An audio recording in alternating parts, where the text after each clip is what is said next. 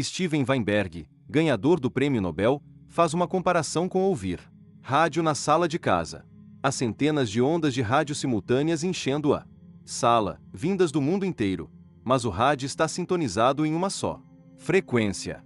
Em outras palavras, o rádio está em decoerência com todas as outras estações. Coerência significa que todas as ondas estão vibrando perfeitamente em uníssono, como num feixe de raios laser. A decoerência se dá quando essas ondas ficam fora de fase, portanto, não vibram mais em uníssono. Todas as outras frequências continuam existindo, mas o rádio não as capta, porque elas não estão vibrando na mesma frequência que foi sintonizada. Elas se desacoplaram, isto é, estão em decoerência com a frequência selecionada. Do mesmo modo, as funções de onda do gato morto e do gato vivo entram em decoerência com o passar do tempo. As implicações são bastante perturbadoras. Na sala de casa, podemos coexistir com ondas de dinossauros, piratas, alienígenas do espaço, monstros. Mas ficamos tranquilos, sem ter a mínima noção de estarmos compartilhando o mesmo lugar com esses habitantes do espaço quântico, porque nossos átomos não estão mais vibrando em uníssono com eles. Esses universos paralelos não existem numa terra do nunca distante. Eles existem na sala da nossa casa. A entrada em um desses mundos paralelos é chamada de salto quântico e é o artifício preferido da ficção científica. Para entrar em um universo paralelo, é preciso pular para dentro dele.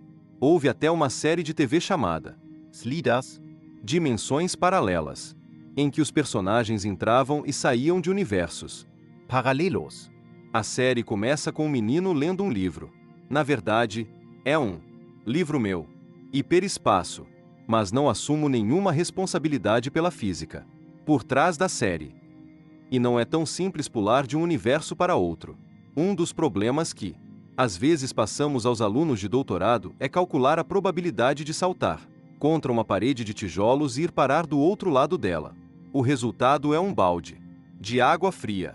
Seria preciso esperar mais que o tempo de vida do universo para vivenciar um salto através de uma parede de tijolos.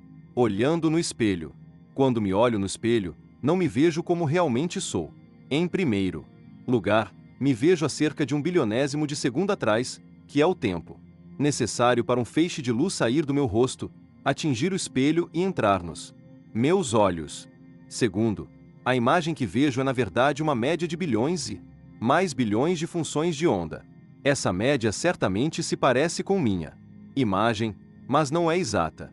Ao redor, múltiplas imagens minhas ondulam em todas as direções. Estou constantemente cercado de universos alternativos, ramificando-se eternamente em diferentes mundos, mas a possibilidade de deslizar de um para outro é tão ínfima que a mecânica newtoniana parece estar correta. Neste ponto, alguns perguntam: por que os cientistas não fazem logo um experimento para determinar qual interpretação é válida? Se fizermos um experimento com um elétron, todas as 3 interpretações darão o mesmo resultado.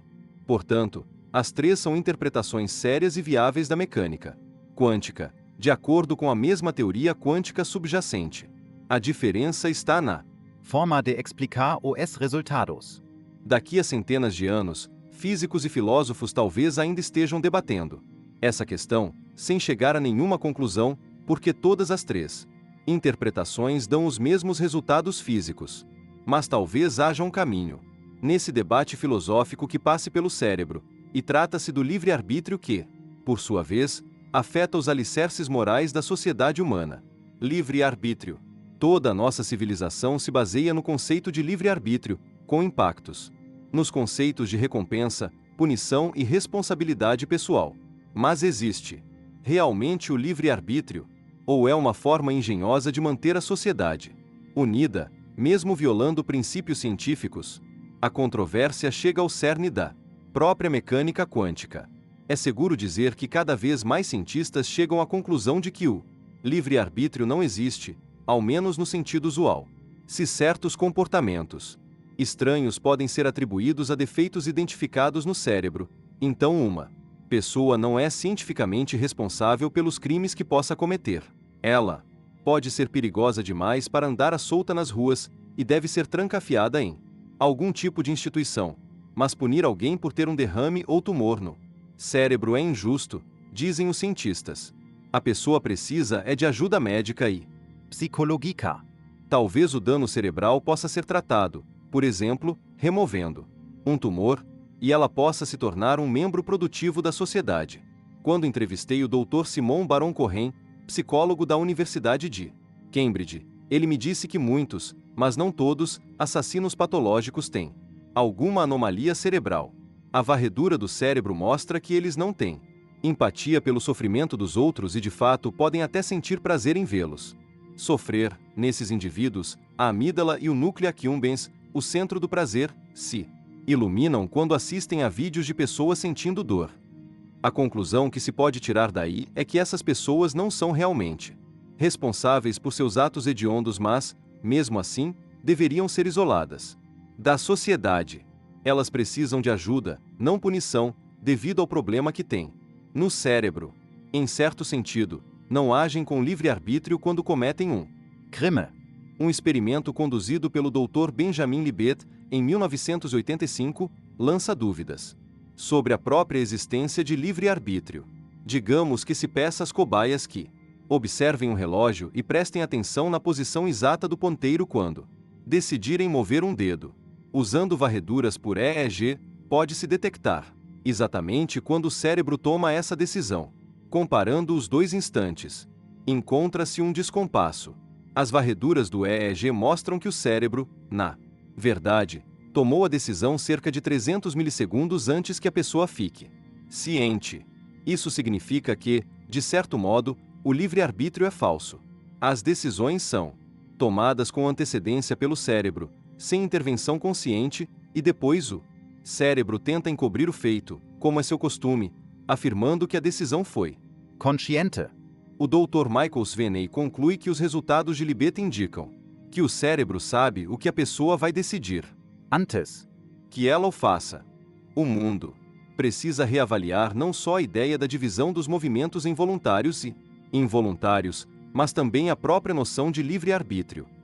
Tudo isso parece indicar que o livre-arbítrio, a base da sociedade, é uma ficção, uma ilusão criada pelo cérebro esquerdo. Então somos senhores do nosso destino, ou meros peões numa fraude perpetrada pelo cérebro.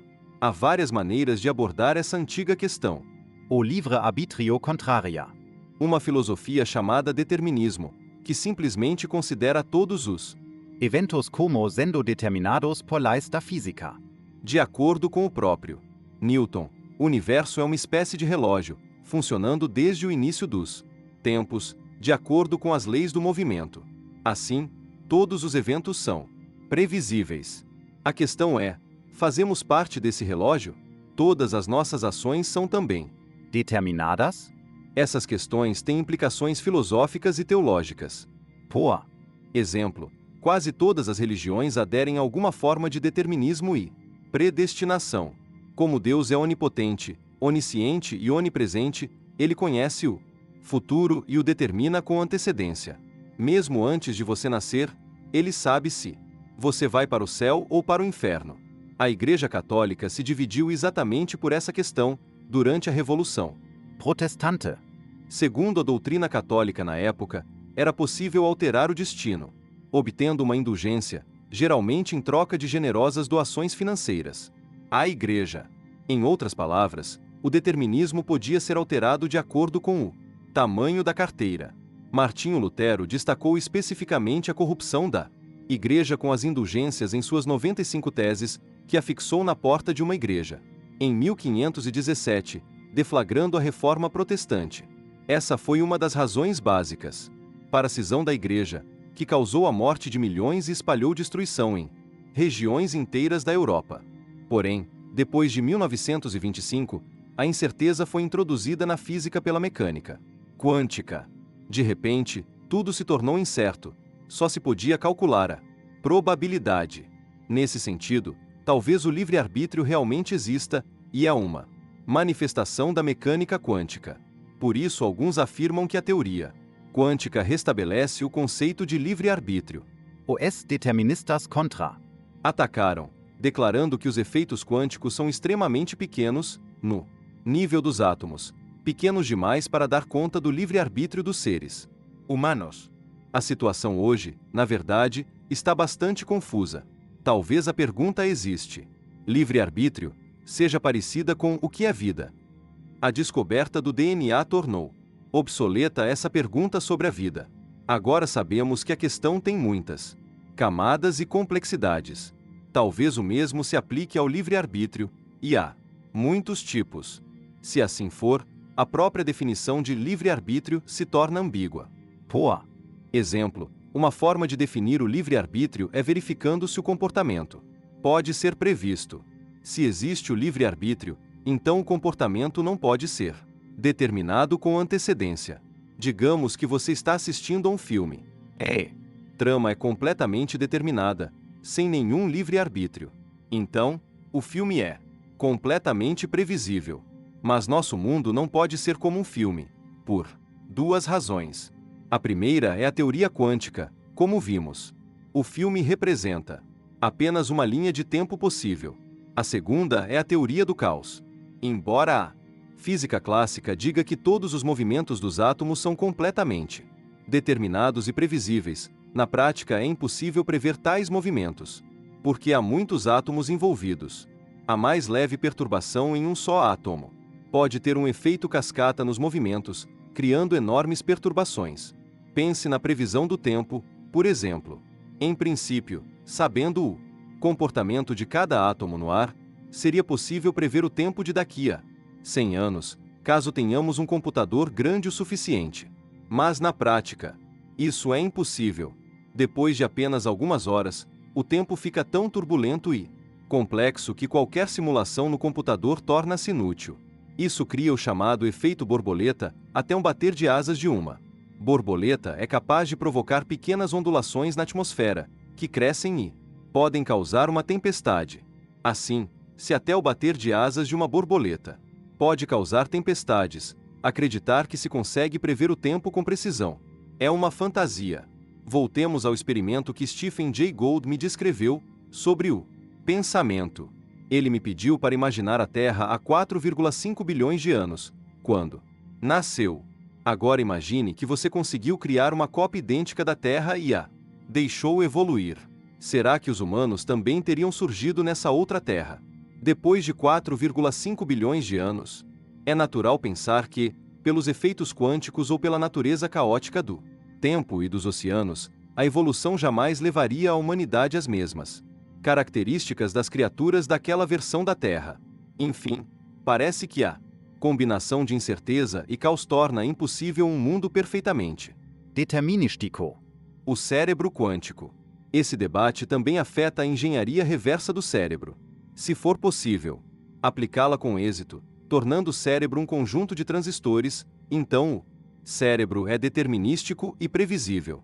Para qualquer pergunta, ele sempre repetirá a mesma resposta. Dessa forma, os computadores são determinísticos, porque sempre dão a mesma resposta para todas as perguntas. Parece que temos um problema. Por um lado, a mecânica quântica e a teoria do caos afirmam que o universo não é previsível e, portanto, é preciso existir o livre-arbítrio. Mas um cérebro construído por engenharia reversa, feito de transistores, por definição será previsível. Como esse cérebro teoricamente é idêntico ao cérebro vivo, então o cérebro humano também é determinístico e não há livre-arbítrio. É claro que isso contradiz a primeira afirmação. Uma minoria de cientistas declara que não se consegue fazer uma engenharia reversa autêntica do cérebro, nem mesmo criar uma máquina que realmente pense, por causa da teoria quântica. Argumentam que o cérebro é um dispositivo quântico, não apenas um conjunto de transistores. Assim, esse projeto está condenado ao fracasso. Nesse campo atua o físico de Oxford, autoridade na teoria da relatividade de Einstein, Dr. Roger Penrose. Ele afirma que os processos quânticos podem ser os responsáveis pela consciência do cérebro humano. Penrose começou dizendo que o matemático Kurt Gödel provou que a aritmética é incompleta. Isto é, existem afirmações verdadeiras na aritmética que não podem ser provadas usando os axiomas da própria disciplina. Analogamente, não só a matemática é incompleta, mas também a física. Ele Conclui dizendo que o cérebro é basicamente um dispositivo mecânico quântico, e que há problemas que nenhuma máquina resolve devido ao teorema da Incompletude de Gödel. Mas os humanos conseguem entender esses enigmas, usando a intuição. Do mesmo modo, o cérebro criado por engenharia reversa, por mais complexo que seja, não passa de um conjunto de transistores e fios. Em um sistema determinista como esse, pode-se prever exatamente seu comportamento futuro, porque as leis do movimento são bem conhecidas. Em um sistema quântico, porém, o sistema em si é inerentemente imprevisível. Só é possível calcular a probabilidade de ocorrer um evento por causa do princípio da incerteza.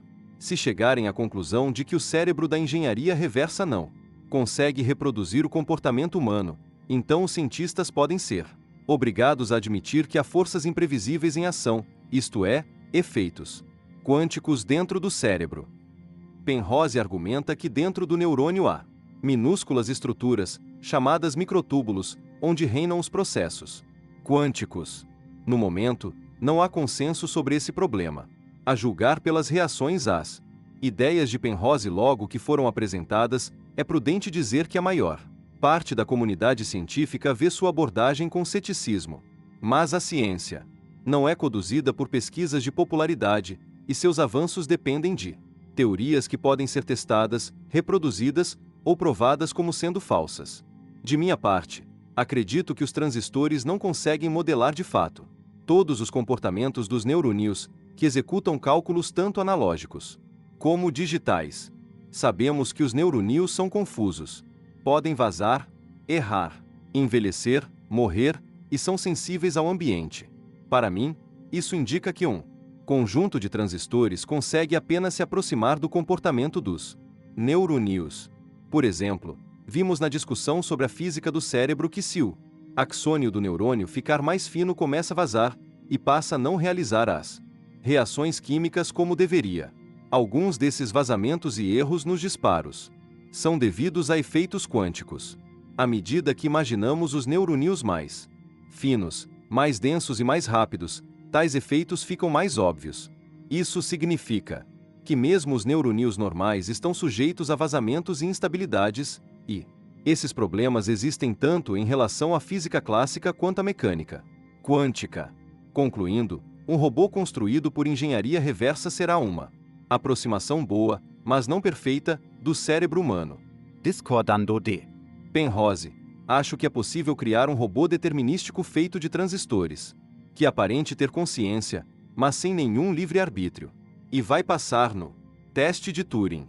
Mas acho que haverá diferenças entre um robô desse tipo e um ser humano, por causa desses minúsculos efeitos quânticos. Por fim, acho que o livre-arbítrio provavelmente existe, mas não aquele defendido pelos individualistas radicais, que afirmam ser senhores absolutos de seu destino. O cérebro é influenciado por milhares de fatores inconscientes que nos predispõem a fazer certas escolhas com antecedência, mesmo acreditando tê-las feito por vontade própria.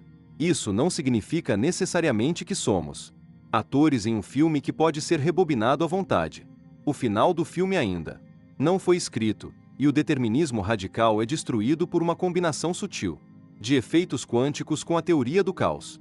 Afinal, ainda somos senhores do nosso destino.